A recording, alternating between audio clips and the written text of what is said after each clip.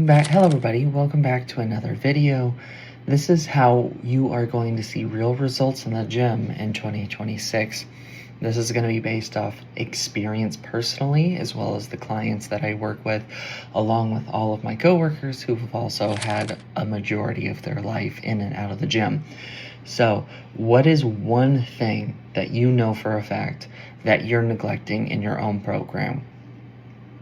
Usually it's mobility work, flexibility work, or recovery, right? So that is what we're talking about today.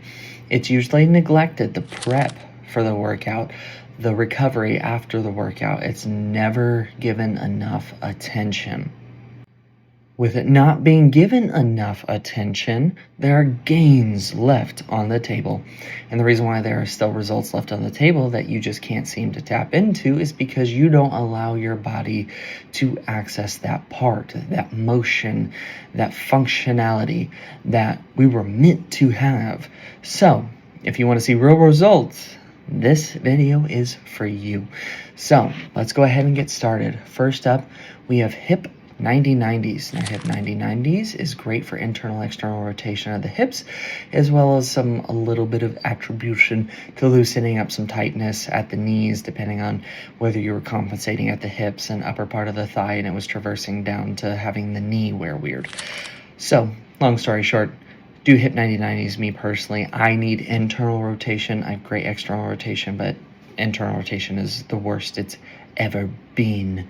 So, this next exercise that I want to dip into are these lunge holds. Now, these aren't meant to be overly intense. The only thing that should be intense about this exercise is the duration of which you hold it. Make sure that you do both sides, obviously. The only part that should be on the ground is your toes and the balls of your feet. Your midfoot and heel should be elevated, creating a lack of stability, driving more force and more alterations and corrections above into the ankle, into the knee, into the hip. This one's especially beneficial if you have some hip or knee pain or ankle pain that you've done all the work for. You've done all the stretches, corrective exercise, and it's just not working the way that you need it to. Yeah, it's confusing. We don't know what's going on. It happens.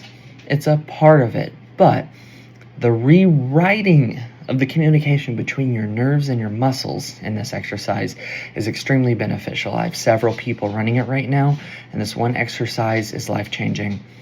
The next thing that we're doing is we're doing a hinge motion first with a band around our hips, pulling us backwards to get better glute max recruitment.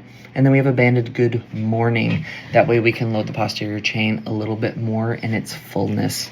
So, that one's pretty straightforward. We just want to prep the glutes, prep the hinging pattern from the hips and then above to make sure that we're actively bracing and engaging our posterior chain, keeping the shoulder blades and lats engaged.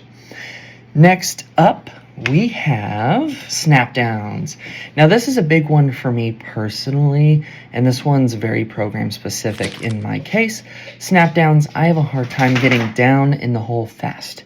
If you know what that means, you know what that means. If you don't, I bet that sounds extremely funny. So, snap downs, I'm just trying to eccentrically get to the bottom of a jump position as fast as possible. Next up, we have counter movement jumps, and I am doing horrible. I didn't realize that after not doing them for about 12 weeks and having 2 weeks off of the gym that I would be that bad at them, and turns out I was. So please forgive my horrible form, but everything is to prep how explosive I need to be eccentrically and concentrically, as well as isometrically. And this is going to help the nerves and the muscles communicate better around the joints, above and below the joints, and it's going to keep you moving a lot more pain-free than if you just went in and, of course, raw dogged the workout like everyone does every single year, and then they complain that everything hurts. So, moral of the story, take a little bit more prep. Now, next up, I have some patterning practice for the deadlift. We're ensuring that everything is nice and tight. tight. We want it to be nice and tight. The lats, the shoulder blades, the glutes, the hips, and then the foot positioning and the grip. Everything needs to be perfect. The best advice that I had heard when it came to lifting heavy is, doesn't matter whether it's heavy or light, treat it like it's heavy weight. So if you have an empty bar or a really light bar, treat it like it's really heavy. And then that helps you pattern, and even on your worst performance, you have your form down and you will optimize muscle recruitment for the movement anyway. So make it a habit. Next up, we have Bulgarian split squats, going deep and far back as we can, really ending up in that couch stretch position. My puppy there decided that it was her time to join me for this, and then so did the other puppy. But the idea of this is, so it is really important to load the joint at fully extended and fully flexed positions. This is going to be really good for development of your connective tissue, as just really good healthy biomechanics of the joints that are supposed to perform anyway. So if you can load there, you'll have better injury prevention and less likely to get injured if you load it properly with the proper amount of volume and accumulation over time. So that's why Bulgarian split squats, if you get all the way down into that couch stretch position, as well as doing something like Cossacks where you're fully flexed all the way out, you're fully extended, it's going to allow you to build more resiliency in those joints. And I mean, if you don't believe me on that, just watch the knees over toes guy. He'll explain it more in depth than I can explain it more in depth, but that's not what this video is about. So light loads, controlled reps, moderate volume. Treat your joints like you would want them to treat you. So, full range of motion. It's not just a science wash or whatever you want to call it. Prep and recovery go a long way into these programs, and you need to take care of everything. That way you can lift for longer and you can lift heavier when you want to without it causing you debilitating pain or further injury. Next up, we have single leg RDLs. Single leg RDLs, this is great for hip control, as well as the traversal of the posterior chain going about the hips to the back. This is just going to allow you to have more control over your posture. This is going to have you more control in the hips, which will lead to more drive, more control. Also, this is part of a rehab protocol that I ran myself for lower back pain, which led to sciatic pain. The control that you have and the more capability your body has in different ranges of motion, different activations, is going to lead to better injury prevention as well as moving more pain-free in the future. It reduces the chances and likelihood of you getting injured, and therefore it has a better outcome to any program that you apply it to.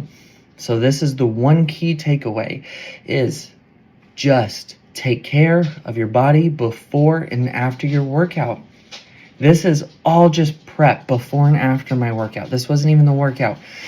This, for a fact, has led to some amazing results in my own program as well as a lot of my clients' programs. You move pain-free, you have more capability out of your body because the safer it feels, the more force it can produce. So, take care of yourself, prep, take the time to pattern your movements, lead up stability, get your mobility right, and get it activated so you can give that workout your all before you go home and be like, yeah, I could definitely go back. And then you just end up loading up with junk volume. We don't need to go over that. So, this is the way to get you jacked, to get you in shape, to help you see real results in 2026 in the gym. It's a very simple, have your pre-workout routine prepped and ready to get your body ready for the workout, and take your recovery serious. That's the best advice I could give you. No one takes it serious. You might take your macro serious so you look good, but your joints are crying on the inside. You might take your workout super serious, but you're still not seeing results because you're missing everything else. I'm telling you right now, the biggest factor that you need is going to be ensuring that you prep your body before the workout and you take care of it after the workout. So pre and post recovery and prep is going to be where you see the biggest results. Thank you guys for joining me for another video. Let me know what you think. Did this help you? Is this advice useful for you? Or were you already doing this and still not seeing results? If you're still not seeing results, let me know where you think you're lacking, and I will make a whole video just covering that. So, thank you guys for joining me in another video. I will see you on the next video. As always, stay growing and stay smiling. And of course, stay silly. I will catch you all in the next video. Till then, later.